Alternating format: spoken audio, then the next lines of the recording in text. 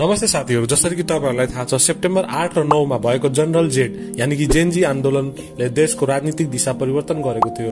पूर्व मुख्य न्यायाधीश सुशीला कार्कीको नेतृत्वमा अब नयाँ सरकारको गठन भएको छ।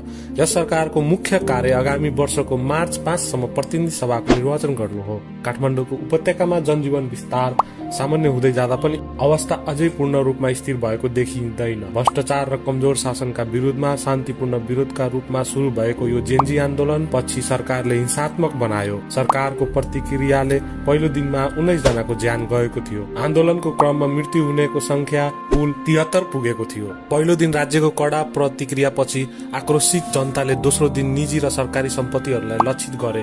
तिनीहरूले आगो लगाए, भवनहरूलाई क्षति पुर्याएर राजनीतिक दलका नेताहरू, कार्यकर्ताहरू र उच्च स्तरीय अधिकारीहरूलाई लक्षित गरे।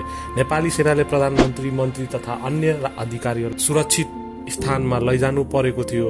हालका दिनहरूमा दैनिक जीवन सुधार हुँदै जाँदा विभिन्न राजनीतिक दलका केही मन्त्री र नेताहरू बिस्तारै फेरि सार्वजनिक रूपमा देखा पर्न थालेका छन्।